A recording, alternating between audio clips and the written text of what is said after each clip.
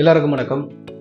உங்களுக்கு வரலாறு சம்பந்தமான விஷயங்கள் தெரிஞ்சுக்கிறது ரொம்ப பிடிக்கும் அப்படின்னா இந்த வீடியோ மிஸ் பண்ணாம பாருங்க. ஏன்னா வரலாற்று சம்பந்தமான ஒரு இடத்தை பத்தி தான் இன்னைக்கு நம்ம பேச போறோம். அதாவது இந்த போட்டோல இருக்கிற இடத்த எத்தனை பேர் பார்த்துருக்கீங்க?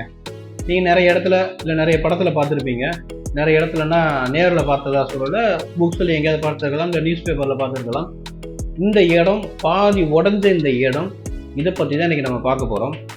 இது எங்க இருக்கு, இது எப்படி ஆரம்பிச்சாங்க, எதனால இப்போ பாதி இடிஞ்சிருக்கு, ஏன் இடிஞ்சிருந்தும் இன்னும் இதை மெயின்டைன் பண்ணுறாங்க. ஸோ அந்த மாதிரியான விஷயங்களை பார்க்கலாம். உண்மையிலே இன்ட்ரெஸ்டிங்கான விஷயம். ஸோ மிஸ் பண்ணாமல் பாருங்கள். இது ஒரு ஓப்பன் ஸ்டேடியம், மேலே டெரஸ் இருக்காது. ஒரே நேரத்தில் ஒரு 60,000 80,000 பேர் வரைக்கும் உட்கார்ந்து பார்க்கக்கூடிய ஒரு ஓப்பன் ஸ்டேடியம். பண்டைய காலத்தில் இந்த இடத்த பார்த்தீங்கன்னா ஒரு பொழுதுபோக்கு விஷயத்துக்காக பயன்படுத்தியிருக்காங்க. அது என்ன அப்படின்னு பார்த்தீங்கன்னா, இந்த இடம் முதல்ல எங்கே இருக்குன்னு அப்படின்னா இத்தாலி நாட்டோட தலைநகரான ரோம் அப்படிங்கிற சிட்டியில தான் இது இருக்கு. ரோம் அப்படிங்கிறது நிறைய பேர் கேள்விப்பட்டிருப்பீங்க. ரோம் அப்படிங்கிறது ஒரு மிகப்பெரிய பேரரசு அந்த காலத்துல. அதாவது பாத்தீங்கன்னா அந்த கிளியோபாட்ரா கேள்விப்பட்டிருக்கீங்க இல்லையா? ஸோ அவங்க பீரியட் அப்படிங்கிற டைமிங்ல பாத்தீங்கன்னா இது ஒரு மிகப்பெரிய பேரரசா இருந்தது. அந்த டைமிங்ல எல்லா இடத்துலையும் மூட நம்பிக்கைகள் இருக்கிற மாதிரி அந்த காலத்துலயும் ஒரு மூட நம்பிக்கை இருந்தது. அது என்னன்னா, அந்த காலத்துல இருக்கிற ராஜாக்கள் இறந்து போயிட்டாங்க, இல்ல அவங்க ஃபேமிலியில யாராவது இறந்து போயிட்டாங்க அப்படின்னா அவங்களுக்கு முன்னாடி 3 சண்டைகள் நடக்குமா. அவங்க இறுதி ஒருவரத்தின் முன்னாடி 3 சண்டைகள் நடக்குமா. அந்த சண்டைகள் மூலியமா அவங்க ஆத்மா சாந்தி அடையும் சொல்லி அவங்க நம்பியிருக்காங்க.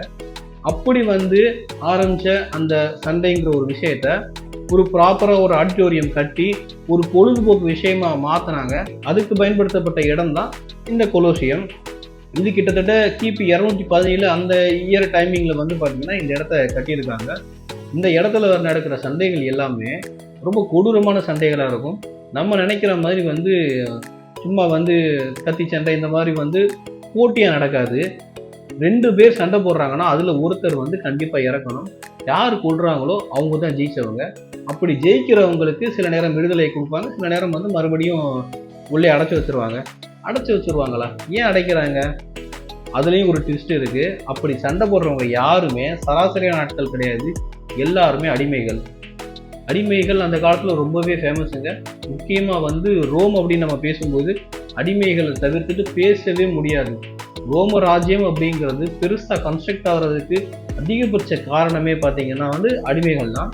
இவங்க வேற நாட்டில் படையெடுத்து போகிறப்ப அந்த நாட்டை ஜெயிச்சிட்டாங்கன்னா அங்கே இருக்கக்கூடிய மக்களை அடிமையாக கூட்டிகிட்டு வருவாங்க. அவங்க தகுதிக்கு ஏற்ற மாதிரி இந்த அடிமைகளை விற்றுருவாங்க. சில நேரங்களில் பார்த்தீங்கன்னா அரசாங்க அலுவல்களுக்கு அவங்களை பயன்படுத்திக்குவாங்க. ரொம்ப சீக்ரெட்டான விஷயம் கிடையாது. சண்டைகள் இந்த மாதிரி விஷயம்தான். அதில் ஒன்று தான் இந்த கொலோசியமில் நடக்கக்கூடிய சண்டை. இதில் யார் அதிகபட்சமாக இருப்பாங்கன்னு பார்த்தீங்கன்னா, அதிகபட்சமாக எல்லாருமே இருப்பாங்க, பட் அதிகபட்சமாக எதிரி நாட்டு போர் வீரர்கள் இருக்காங்க இல்லையா, அவங்கள உள்ள விட்டுருவாங்க.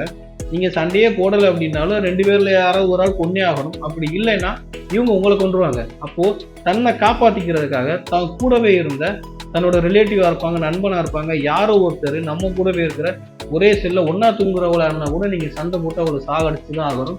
இல்லை அப்படின்னா 2 பேரையுமே கொண்டுருவாங்க. அப்படிங்கிறப்ப இது கொடூரமான விளையாட்டு தானே. இந்த விளையாட்டு மனிதர்களுக்கு மட்டும்தான் அப்படின்னு கேட்டிங்கன்னா கிடையவே கிடையாது. ஒரு மனிதன் இன்னொரு பக்கம் விலங்கையும் கூட அவங்க ஒரே நேரத்தில் விடுவாங்க. அந்த விலங்குமே நம்ம நினைக்கிற மாதிரி சாதாரண விலங்கா இருக்காது. புலி இந்த மாதிரியான கொடூரமான விலங்குகளை இதுக்காகவே தனியாக வளர்த்து அது கூட சண்டை போட்டு விடுவாங்க. அப்படி சண்டை போடும் போதும் நீங்கள் அந்த விலங்கை கொல்லணும், இல்லை அந்த விலங்கு உங்களை கொல்லணும். போட்டியோட முடிவு ஒன்று தான், டெத்து. யாராவது ஒருத்தர் சாகணும். இறந்தவங்களுக்கு ஒன்றும் கிடையாது, இறந்தவங்க முடிஞ்சு போச்சு. ஒருவேளை நீங்கள் ஜெயிச்சிங்க அப்படின்னா உங்களுக்கு விடுதலைக்கான சான்சஸுமே இருக்குது. முக்கால்வாசியாக அது கொடுக்கறது கிடையாது, ஆனால் அது ஒரு வாய்ப்பாக வச்சுருந்துருக்காங்க. இப்படிப்பட்ட கொடூரமான ஒரு விளையாட்டை பார்க்குறதுக்கு எத்தனை பேர் வருவாங்க நீங்கள் நினைக்கிறீங்க? நான் ஏற்கனவே சொன்ன மாதிரி அந்த ஸ்டேடியமில் 65,000 பேர் வரைக்கும் உட்காந்து பார்க்க முடியுமா? அதில் பெரிய பணக்காரர்களிருந்து சராசரி மக்கள் வர, அடுத்து சாக போகிற அடிமைகள் முதற்கொண்டு எல்லாருமே அந்த சண்டையை பார்ப்பாங்க. அந்த ஸ்டேடியத்துலேயும் ஒரு சின்ன வித்தியாசம் இருக்குங்க. இப்போ இருக்கிற கிரிக்கெட் ஸ்டேடியம், ஃபுட்பால் ஸ்டேடியம், இது எல்லாத்துக்குமே முன்னோடின்னு கூட நம்ம இதை சொல்லலாம். ஏன்னா எல்லாமே அந்த நீள்வட்ட வடிவில் இல்லை சர்க்கிளில் இருக்கிற ஓப்பன் டெரஸ் ஸ்டேடியம் தான் இப்போ நம்ம யூஸ் பண்ணிட்டு இருக்கிறது. 2க்கும் என்ன டிஃபரன்ஸ் அப்படின்னா, இப்போ உள்ள ஸ்டேடியமில் பெரிய பணக்காரவங்க விஐபிஸ்லாம் டாப்பில் இருப்பாங்க. அவங்களால டிஜிட்டல் டிஸ்பிளேல பார்க்க முடியும். அப்போ இந்த டிஜிட்டல் டிஸ்பிளேலாம் இல்லாததுனால பணக்காரவங்க எல்லாருமே அந்த போட்டி நடக்கிறதுக்கு பக்கத்துலேயும் சராசரி மக்கள் அடுத்தடுத்த ஸ்டேஜிலும் இருப்பாங்க. அடிமைகள் யார் சண்டை போட போறாங்களோ அவங்க வந்து பார்த்தீங்கன்னா அந்த இடத்துக்கு கீழேயே வந்து ஒரு சைடு அனிமல்ஸையும் இன்னொரு சைடு அடிமைகளையும் மெயின்டைன் பண்ணிட்டு வருவாங்க. இதுதான் வந்து பார்த்தீங்கன்னா இந்த கொலோசியம் அப்படிங்கிற இடத்தோட சின்ன வரலாறு. இப்பவும் ஏன் இதை மெயின்டைன் பண்றாங்க, அது ஏன் உடஞ்சிச்சு, எதுவும் புரட்சியில உடஞ்சிச்சானா புரட்சியில எல்லாம் உடையல, கடைசி வரைக்கும் அவங்க அந்த அடிமையை அப்படியே தான் மெயின்டைன் பண்ணியிருக்காங்க. இந்த காலங்கள் போய் அப்படியே வருஷங்கள் ஆனதுக்கு அப்புறம் பார்த்தீங்கன்னா இயற்கை பேரிடர்கள்னாலையும் நிலநடுக்கம் இந்த மாதிரி விஷயங்கள்னாலையும் தான் இது வந்து அழிஞ்சு போயிருக்கு. இப்போ அது ஒரு மிகப்பெரிய டூரிஸ்ட் பிளேஸாக இருக்கிறதுனால அதை அழிக்காம வச்சிருக்காங்க. நீங்க சொன்ன நம்ப மாட்டீங்க, ரோமோட மக்கள் தொகை ஒரு 28 30 லட்சம் தான். ஆனால் வருஷத்துக்கு இந்த இடத்த பார்க்கறதுக்கு மட்டும் கிட்டத்தட்ட 60 80 லட்சம் டூரிஸ்ட் வராங்களாம். அந்த காரணத்தினாலேயே இது ஃபுல்லாக கன்ஸ்ட்ரக்ட் பண்ணலாம் அப்படின்னு சொல்லிட்டு 2017 ஸ்டெப் எடுத்திருக்காங்க. ஆனால் அந்த நாட்டு சமூக ஆர்வலர்கள் வந்து இது ஒரு பண்டைய வரலாற்றோட நினைவு சின்னமாக இருக்கு, இதில் நீங்கள் கை வைக்காதீங்க, அதோட ஒரிஜினாலிட்டி போயிடும்னு சொல்லிட்டு அவங்க ரீகன்ஸ்ட்ரக்ட் பண்ணுறதுக்கு தடையாக இருக்காங்க. உண்மை அதுதான். பழங்காலத்து விஷயங்களை மெயின்டைன் பண்ணலாம், பட் அதை புதுப்பிக்கணும்னு நீங்கள் நினச்சிங்க, ஃபுல்ஃபில் பண்ணணும்னு நினச்சிங்கன்னா அதோட ஒரிஜினாலிட்டி போயிடும். ஸோ இது இப்படி இருக்கிறது தான் வந்துட்டு அது பல விஷயங்களை சொல்லும். இது பார்க்குறதுக்கு அழகாக இருந்தாலுமே இன்னுமே வந்து நிறைய பேர் ரசித்து பார்த்தாலுமே உண்மையிலே ஒரு மிக கொடூரமான ஒரு இடம் தான் சொல்லணும். ஸோ இந்த மாதிரி கொலோசியம் மாதிரி ரோமில் நிறைய இருக்குது. அதே மாதிரி நம்ம ஊர்லேயுமே ஏகப்பட்ட விஷயங்கள் நடந்திருக்கு. அதெல்லாம் வந்து பார்த்தீங்க அப்படின்னா வரலாறு படித்தவங்க நிறைய பேர் தெரிஞ்சிருக்கும்.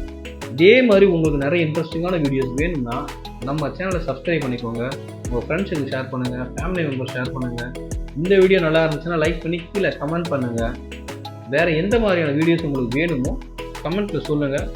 முடிஞ்ச அளவுக்கு அதையும் நம்ம ப்ரிப்பேர் பண்ணி நம்ம பண்ணலாம். தேங்க்யூ.